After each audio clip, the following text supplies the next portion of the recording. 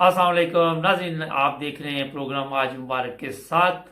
और आज हमारे एक दोस्त भी हमारे साथ होंगे और एक और मैं दूसरे हिस्से में जो पाकिस्तान के साबिक सदर थे मुशर्रफ, उन्होंने डॉक्टर कदीर के बारे में क्या कहा था, इस पे भी बात करेंगे। कुछ पाकिस्तान की सियासी सूरत हाल भी बात होगी। मलक अनवर साहब इस वक्त डॉर्टमुंड में है। मलक साहब, आप अस्सलाम वालेकुम। हाँ जी, वालेकुम सलाम। अच्छा, मैंने कहा आपसे भी आज बातचीत करते हैं। आप बड़े इमरान खान के हक में बयानात देते रहते हैं, पूछते हैं कि क्या कर रहा है आजकल इमरान खान, जनाब किधर जा रहा है पाकिस्तान आपके ख्याल में? हाँ, शुक्रिया जी मुझे ऑनलाइन करने का। तो महाराज जी, मैं भी खबरें वगैरह देखता रहता हूँ। जी। तो वो तो मैं यही कहूँगा कि वो मछली के साथ लगा हुआ है कि किसी तरीके के साथ जो है पाकिस्तान को सही रास्ते के ऊपर लाया जाए। हम्म। मगर हमारी अपोजिशन जो है वो, मेरा मतलब है कि अटैक के ऊपर अटैक करती है और उनको अपने जो गुजरे हुए वक्त है ना, वो याद नहीं है कि उन्होंने क्या किया। हम्म। तो बहरहाल जी, इमरान खान इस वक्त हक में वक्त है, तो उनको मेरे ख्याल के मुताबिक कि जरा सख्ती भी करनी चाहिए कि ये मेरा मतलब फॉर नथिंग की इल्जाम इमरान खान के ऊपर लगाते रहते हैं। तो मैं तो यही कहूँगा कि इमरान खान साहब को और उनकी टीम को और उनके जो दानश्वर हैं उनको बैठ के आपस में भी मीटिंगें करनी चाहिए, और जो अपोजिशन फॉर नथिंग करते हैं उनको जवाब देना चाहिए। अच्छा तो मैं मलिक तो साहब, ये जवाब देना चाहिए, मीटिंग करनी चाहिए, कोई मीटिंग के नताइज भी निकल रहे हैं आपके ख्याल में? मीटिंग, आप बिल्कुल सही कह रहे हैं, नताज तो बिल्कुल नहीं निकल रहे हैं। तो हम्म। काम तो वही होता है ना कि मेरा मतलब तस्वीर की तरह नजर आए कि ये काम हो गया। जी। तो मुझे खुद भी वैसे थोड़ा सा इतराज है वजीर आजम साहब के ऊपर कि ये लाखों करोड़ों बताते हैं कि इतने डॉलर पकड़े गए, हम्म। इतने डॉलर हमने सेव कर लिए। हम्म। तो जब इतना कुछ बताते हैं तो इनको चाहिए कि वो जो डॉलर सेव किए हैं, सेव करके उसका गरीबों के लिए कोई एक आधी फैक्ट्री लगा दें। मेरा मतलब ये है कि अगर वो फैक्ट्री लग जाएगी तो उसमें 2 4 5 10 हज़ार लोग काम करना शुरू कर देंगे और ये हम्म। इजी हो जाएंगे। मगर ये भी देखने में नहीं आता। तो इस लिहाज से आप कह सकते हैं हाँ जी, इमरान साहब कुछ भी नहीं कर रहे हैं। लेकिन वो तो तो ऐसी वो बातें नहीं फैक्ट्री है। तो नहीं लगा रहा है, मगर गरीबों के लिए फ्री खाने खाने का बंदोबस्त कर रहा है कि गरीबों को ये फकीरी की आदत पड़ी रहे और ये हमेशा ज़हनी तौर पे इनके बच्चों के और इनके जहन में ये बात बैठ जाए कि हम गरीब थे, गरीब ही रहना और मांग के खाना और फ्री का खाना। हाँ नहीं, वो इसमें भी दो बातें आ जाती हैं मेरे ख्याल के मुताबिक। जी जी, वो बताइए। जो गरीबों के लिए कर रहे हैं, जो गरीब जवान है हम्म। उनको तो बहरहाल इनको खाने शाने नहीं खिलाने चाहिए।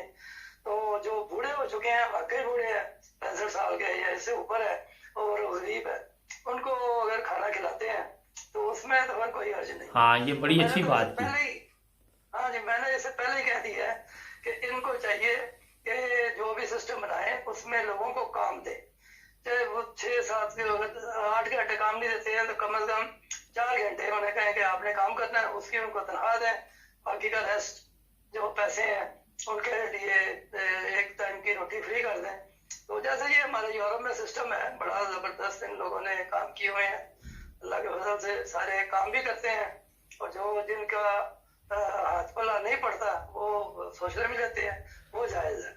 अच्छा और वहां पर ये एकदम जी। मलिक साहब, ये बताइए कि 3 साल से ज्यादा अरसा इमरान खान का गुजर गया और बिल्कुल। 3 साल में काम नजर कोई नहीं आया। ये बहरहाल पता चला है कि उसने ये बताया कि मैं इसको अंदर दे दूंगा, उसको अंदर दे दूंगा, उससे ये ले लूंगा, वो ले लूंगा। कोई चीज ली भी नहीं नजर आ रही, कोई बंदा भी नहीं अंदर दिया नजर आ रहा।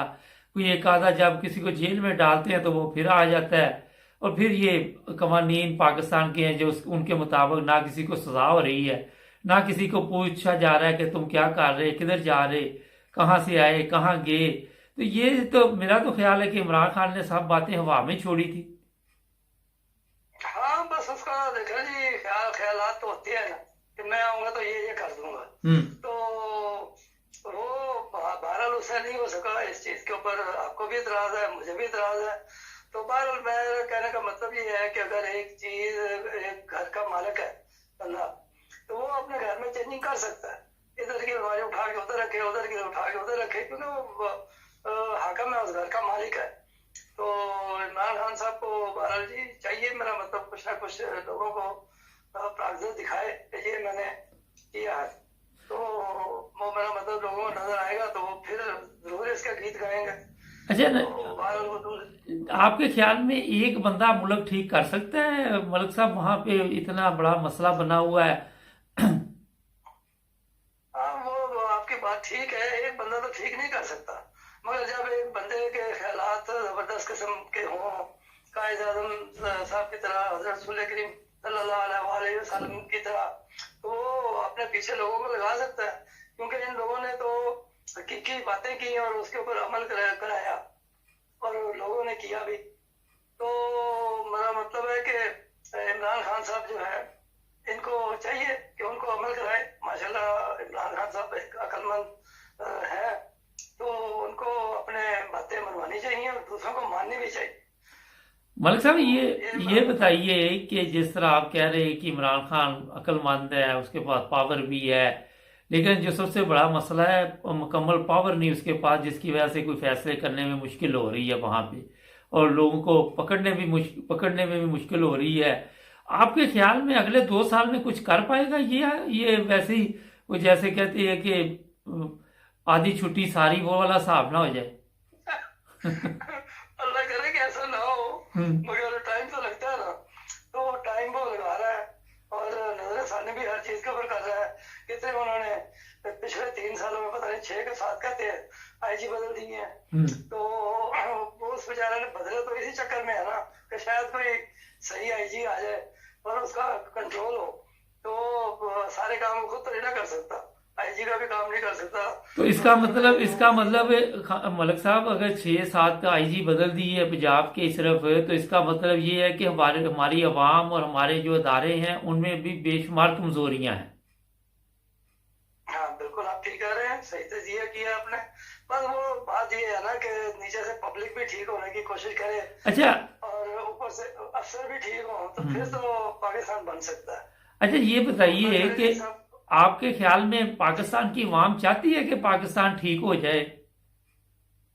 हाँ जी, मेरे ख्याल में तो चाहती है। लेकिन मेरे ख्याल में सारे नहीं चाहते। जो अमीर अमीर लोग हैं वो हाँ कहते हैं कि नहीं ऐसे ही चलने दे, जहां हमारा सुच लगता लगने दे। गरीब चाहता है पाकिस्तान ठीक हो जाए, मेरा जहां तक ख्याल है। जी जी। क्योंकि अमीर को तो देखे ना, आप गाड़ी रोक लेते हैं कहीं पे, उसका चालान करने लगते हैं तो वो बताता है कि मैं तो फलां की बीवी हूं, मैं फलां हूं, मैं फलां हूं। तो आप कौन होते मेरा चालान करने? तो गरीब का चालान तो होता है ना, गरीब तो शोर डाल देता है ना। हाँ जी बिल्कुल ठीक है, और गरीब जो है वो अमीरों की निस्बत बहुत ज्यादा है, उन्होंने तो शोर डालना ही डालना है, हम्म। तो उनकी भी सुनी जानी चाहिए। मगर अब पाकिस्तान का क्या करें, वो कहते हैं कि आवे का आवे ही बिगड़ चुका है, मगर कोशिश तो की जा सकती है ठीक करने की। अच्छा आपके ख्याल में वही मजहबी तो, मजहबी जमातों ने अपना कोई रोल अदा किया वहां पाकिस्तान ठीक करने में? मजहबी जमातों ने तो वो आपके सामने ही है कि वो तो बिल्कुल ही ठीक करके राजी नहीं है। हम्म। वो तो मैंने पहले भी कहा था कि ये अगर मुल्ला जो है, या मेरा मतलब इस इस्लाम के चाहने वाले, यही अगर इंसान के बच्चे बन जाए, तो हज़रत रसूल करीम सल्लल्लाहु अलैहि वसल्लम ने इस्लाम के बारे में इतने खजाने लुटाए हैं जिसकी इंतहा नहीं है। मगर इन लोगों ने, मौलवियों ने पढ़ तो लिए हुए हैं, मगर इनको तहखानों में जाके रखा हुआ है, दारों में संभाल के रखा हुआ है। तो ये इनको अगर सही बात बता दी तो हमारी हड्डी रोटी जो है ना वो बंद हो जाएगी। अच्छा वैसे वैसे तो मलिक साहब, कोई चीज चल रही है जिस तरह आप माशाल्लाह नबी पाक सल्लल्लाहु अलैहि वसल्लम का जिक्र बार बार कर रहे हैं, कोई पाकिस्तान में आपके जेहन में कोई चीज ऐसी हो जो उसके मुताबिक चल रही हो, जो इस्लामी तालीमात थी या नबी पाक सल्लल्लाहु अलैहि वसल्लम ने जिस तरह फरमाया था कि जिंदगी गुजारो, कुछ नजर आ रहा है आपको? नहीं जी, वो तो बिल्कुल नजर नहीं आ रहा। वो तो आप देखे ना, हमारे जो अहमदियों के साथ शुरू करते हैं, तो इनको ये नजर आना चाहिए कि एक रसूल करीम सल्लल्लाहु अलैहि वसल्लम की हदीस है कि अगर एक बंदे को नाहक कत्ल कर दिया जाए तो पूरी इंसानियत को, कत्ल है। इंसानियत का कत्ल है।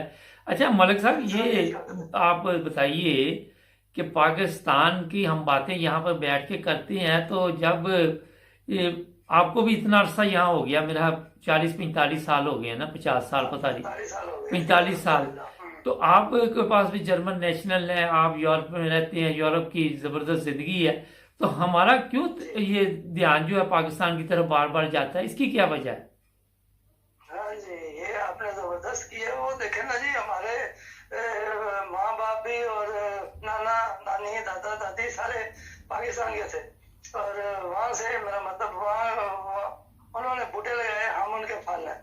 तो हमें, मेरा मतलब दिल करता है कि पाकिस्तान, जो हमारा अपना पाकिस्तान है, उसमें भी यूरोपियन टाइप के हालात हों और हम जाएं, और अपना मुल्क तो अपना ही होता है। हमें, तो क्योंकि इसलिए मैं मैं मुकम्मल कर देता हूँ कि हमें अपने मुल्क से मोहब्बत है, अपनी मिट्टी से प्यार है, ठीक कह सब रहे कुछ यहाँ है, मगर अपना देश हैं। अपना होता है। मलिक साहब, आपने 9 ब्रदर्स टीवी को टाइम दिया, आपका शुक्रिया। मिलते हैं बाद में आपसे इंशाल्लाह। नाज़रीन, मलिक अनवर साहब थे, और अभी एक ब्रेक लेते हैं। ब्रेक के बाद प्रेसिडेंट मुशर्रफ जो साबिक पाकिस्तान के सदर थे, उनका एक बयान आपको सुनाऊंगा, उस पर कुछ बात करूंगा डॉक्टर कदीर के मतलब। जुड़े रहें हमारे साथ। जी नाज़रीन, ब्रेक के बाद आपकी खिदमत दोबारा ये सुनते हैं, फिर बात करते हैं। आप गौर से सुनिए, न्यूक्लियर जो हमारी कैपेबिलिटी है, उस डॉक्टर कदीर खान साहब उसके फ्रेंड लेते हैं ना, अलग है समर खान साहब और कहते हैं ना, आप क्या बात करते हैं। कई लोगों का ख्याल है कि आपने उनको रिमूव करके उनको ऑनर नहीं किया, और आजकल वो आपके खिलाफ बहुत बातें करते हैं। क्या वजह थी आपकी नजर में, उस वक्त क्या हालात थे? क्योंकि मुझे तो लगता था कि उस वक्त अमेरिका कहते हैं हमारे हवाले करो, ये selling secrets all over the world. जी यस, ये देखिए, ये पाकिस्तान के हीरो, ये हमारे भी हीरो थे, मैं भी समझता था ग्रेट टिल सच टाइम। मैं इन्वॉल्व हुआ 99 में, जब मैं चीफ बना। उसके बाद जब मैंने देखी चीजें, एक तो वो जो 2 मिसाइल टेस्ट हुए मेरे से पहले, आने से पहले, वो इनके कारनामे थे। जो वो सारा जो गड़बड़ हुई थी, वो ठीक सारे दूसरों ने किए, समर मुबारकमान इंक्लूडेड। न्यूक्लियर की ये बने हुए हैं फादर ऑफ न्यूक्लियर बॉम्ब। लेकिन न्यूक्लियर बॉम्ब के कई स्टेजेस होते हैं। पहाड़ से यूरेनियम निकाला गया, उसे UF6 गैस बनाई गई कंटेनर में। कदीर साहब का कोई रोल नहीं है उसमें, दूसरे साइंटिस्ट का। उसको लाया गया और उसके सेंट्रीफ्यूजेस के थ्रू एनरिचमेंट की गई। इनका रोल है, ये मेटलर्जिस्ट है, बहुत अच्छा इन्होंने काम किया है। हमें यूरेनियम एनरिचमेंट की टेक्नोलॉजी ये लाए। अब आगे एनरिच्ड यूरेनियम आ गई, भूसा है, भूसे की तरह पड़ी हुई है, उसको बॉम्ब बनाना इनका काम नहीं है, ठीक है, दूसरों का काम है। बॉम्ब बन गया, वो शॉर्टकट की तरह है बिल्कुल। मैंने हाथ में लिया अपने मोबाइल, शॉर्टकट है वो, देखो फटेगा थोड़ी। उसको ट्रिगर मैकेनिज्म चाहिए उसके लिए, जो एक्सप्लोड हो और इसको इसकी एक्सप्लोजन करे। वो ट्रिगर मैकेनिज्म बहुत हाई टेक्नोलॉजी है, और अगर आपकी कमजोर टेक्नोलॉजी है तो वो इतना बड़ा होगा, जितना ये कमरा है उतना बड़ा उसके अंदर वो कोर होगा। अब इसको पूरे को कहाँ लेकर जाओगे यार, किस जहाज में लेकर जाओगे? पैदल तो नहीं जा सकता ना ये दिल्ली तक। इसको छोटा ना, अच्छे से कंप्रेस कर छोटा ताकि मिसाइल में लोड करना है, मिसाइल में डालना है ना। मिसाइल की चौड़ाई इतनी है तो इतना ही होना चाहिए। और अगर इसको और छोटा करने, हमारे पास ये सब गने हैं, 8 इंच है, 8 इंच। अब अगर इसको 7 इंच कर दे तो उसमें डालना, वो टैक्टिकल बॉम्ब बन जाएगा। तो ये कोई कदीर साहब जानते हैं, दूसरे लोग करते हैं, ठीक है ना। फिर ये missile development delivery system Qadeer साहब के लिए। तो मैं ये बताऊं कि सारे साइंटिस्ट ने बहुत, हमें we should be proud of our scientist, बहुत जबरदस्त काम किया है। लेकिन कदीर साहब ने, अगर ये कहते हैं कि he is the father of, ये सारी चीज इन्होंने बिल्कुल गलत है। दूसरों इनका एक सेक्शन इनका एनरिचमेंट वाला इनका है, बाकी दूसरों का है। दूसरी चीज ये कि इन्होंने प्रोलिफरेशन की, जितनी बड़ी मुझे एम्बेरसमेंट इसकी वजह से उठाएगी। मेरे ख्याल में अगर कोई मेरे से पूछे when were you most embarrassed, it was when I was shown, मैं कहता फिर रहा हूँ कि नहीं, हमारा तो हमने बड़ा कस्टोडियल कंट्रोल किए में, कोई नहीं यहाँ निकलेगी यहाँ से टेक्नोलॉजी। जब ये सारा कहलवा दिया तो मेरे सामने एक फाइल रखी गई थी, ये सारा president if you don't mind can you look at this. वो देखा तो मेरे पसीने और उधर सारे सिग्नेचर्स लगे हुए, KRL के तस्वीरें बनी हुई, हमारे सर्टिफिकेट। ये इनके जो एजेंट थे वहाँ, वो डबल एजेंट बने हुए थे, कोई श्रीलंका था। हाँ, ये इंडिया से भी निकले, ईरान से भी निकले। इतनी एम्बैरेसमेंट ये इन्होंने की है। अब ये 1000 कहते रहे, पता नहीं क्या फजूल किस्म की बातें करते हैं, या सारी गलत बातें करते किस हद तक प्रेशर था उस वक्त आप पे अमेरिका का कि भाई ये न्यूक्लियर जो प्रोफेसर है हमारे हवाले करो? हैं। बिल्कुल था, they wanted, yes। मैंने तो, मुझसे तो ये मेरे खिलाफ लिखते हैं, मैं कहता हूँ मैंने तो इन्हें बचाया, you should be thankful to me। मैंने इनको छोड़ के रखा और घर में सिक्योरिटी भी दी हुई थी, और ये कोई हाउस अरेस्ट में नहीं थे। ये भी गलत है, अगर कोई कह रहे हैं गलत कह रहे हैं। He was allowed to go anywhere except security provide for his own safety, वरना कोई उसको उठा के नहीं ले जाता वहां से। I mean he should be grateful to me। क्या कहे यार, एक आदमी है, ये मीडिया सेवी है, मीडिया में घुस के यार स्पीचेबल पाकिस्तानी, हम लोग इमोशनल लोग हैं, सोचे समझे बगैर बस एक चल रहे हैं। पाकिस्तानी लोग जो बड़ी जल्दी जज्बाती हो जाते हैं, ये प्रेसिडेंट मुशर्रफ का कहना था। ज़रा नाज़रीन, आज ये आवाज़ इसमें थोड़ी कम है, कुछ टेक्निकल मसला बना हुआ था, मगर ज़रा ऊंची आवाज़ करके ये सुन सकते हैं कि प्रेसिडेंट मुशर्रफ ने डॉक्टर कदीर के बारे में क्या कहा। ये प्रोग्राम मैं ये नहीं कि आपको इसलिए सुना रहा हूँ, हकीकत ये है कि जो इस तरह पाकिस्तान में जो भी लोग वहाँ पे कोई काम, कोई कारनामा अंजाम देते हैं, उसमें हमारे सियासी रहनुमा भी हैं, उसमें उलमा भी हैं, उसमें दूसरे लोग भी हैं। उनका तरीका वारदात यही है कि 2 नंबर तरीके के साथ या सस्ती शोहरत हासिल करने के लिए ये लोग ऐसे हरबे इस्तेमाल करते हैं कि जिसका आपको भी बताइए कि कभी किसी ने जी ये अपना नाम मशहूर करने के लिए पानी से गाड़ी चलाने वाली बना ली, कभी कोई ड्रामा। डॉक्टर कदीर को अमेरिका के हवाले मुशर्रफ ने कहा मैंने नहीं किया, अगर कोई और होता तो ठीक ठाक। ये प्रॉब्लम बनी हुई थी हमारे लिए। आज ये इस मौजू पे मैं बात करूंगा, ये नहीं कि बंदा फौत हो जाए तो उसकी बातें आप जो कहे कि आप उसकी अच्छी बातें करें, वो भी करें जो हकीकत थी, क्योंकि जो अब तक आप लोगों के सामने हकीकत नहीं लेके आएंगे, लोगों को पता नहीं चलेगा। पहली चीज़ तो प्रेसिडेंट मुशर्रफ ने, जो साबिक सदर पाकिस्तान, उन्होंने कहा कि डॉक्टर कदीर ने कोई इसमें अहम रोल जो है वो चलो थोड़ा बहुत अदा किया, मगर जो दूसरे लोग थे जिन्होंने इसमें हिस्सा लिया उनका नाम क्यों नहीं लिया गया? डॉक्टर कदीर का लिया गया।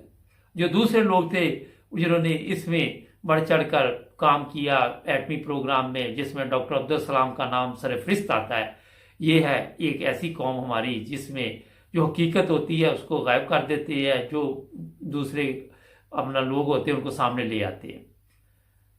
क्योंकि डॉक्टर अब्दुल सलाम का तल्लक जमाती अहमदिया से था, और 1960 में, ये आज ही मैंने पढ़ा है कि उनकी कोशिशों से पाकिस्तान ने जो एटम बम हासिल किया उसमें उनका एक अहम किरदार है। और एक बंदे को आप ये सर पे उठा लेते हैं। फिर अगर आप देखें, थोड़ा सा मैं ये बताना चाहता हूँ कि डॉक्टर कदीर को नज़रबंद क्यों किया। आपके इल्म में होगा कि श्रीलंका और दूसरे ममालिक, जिसमें ईरान भी और भी ममालिक हैं, उनको जनाब ये इन्होंने कोई ऐसी डील की जो बाद में पकड़ी गई, और जिसके बाद अमेरिका को ये परेशानी बनी कि ये बंदा जो है ये ख़तरनाक साबित हो सकता है। और इसने मुल्क से गद्दारी भी की, अपने मुल्क का जो अमानत थी वो दूसरों को बेची, या जिस तरह भी उनको दी, अल्लाह बेहतर जानता है। ये भी आपके सामने किसी ने प्रोग्राम लेके आएंगे। दूसरी तरफ अगर आप देखें तो किसी अहमदी पे आज तक ये इल्ज़ाम नहीं कि उन्होंने मुल्क के साथ कोई किसी किस्म की गद्दारी की हो, मुल्क का कोई ऐसा नुकसान किया हो। अगर आप डॉक्टर अब्दुल सलाम की बात करें तो उनको भी ऐसे मुल्कों ने ऑफ़र की थी, जिस पे हम पहले प्रोग्राम कर चुके, तो उन्होंने माजरत कर ली थी कि मैं एक पाकिस्तानी हूँ और मैं महबे वतन हूँ। ये चीज़ें नाज़रीन मैं इसलिए आपके सामने लेके आता हूँ कि जब आप किसी को हीरो बनाने लगते तो पहले उसकी बैकग्राउंड देखिए, पहले देखिए उसके कोई कारनामे क्या है, उसको नज़रबंद क्यों किया गया। प्रेसिडेंट मुशर्रफ ने यह भी कहा कि अगर मैं नज़रबंद न करता तो शायद इसकी जान को कोई नुकसान पहुँच जाता, शायद इसको कोई किसी किस्म का भी नुकसान पहुँचा सकता। नाज़रीन, मैं असल हकीकत किसी दिन इस प्रोग्राम की आपके सामने लेके आऊँगा, कोशिश करूँगा कोई हमारे दोस्त भी हमारे साथ मिले रहें, मगर फ़िलहाल मैं सिर्फ आपको इतना बताना चाहता हूँ कि जिसको भी आप अपने मुल्क का हीरो बनाएं, उसको ये पहले देखें कि उसके कारनामे क्या है। जो असली हीरो जमात अहमदिया से तल्लुक़ रखते हैं, उनके नाम भी मंजर आम पर लेके आएँ, उनके नाम भी लेके आएँ जिन्होंने कुर्बानियाँ दी, जिन्होंने 1965 की जंगों में हिस्सा लिया। सर ज़फ़रुल्लाह खां, डॉक्टर अब्दुल सलाम, किस किस का नाम लूं? तो ये चीज़ें सामने लेके आए, फिर आप अमानत का हक अदा कर सकते हैं। जुड़े रहे नाइम न्यूज़ टीवी के साथ। कल फिर मिलेंगे नए तबसरे में। अपना ख्याल रखें।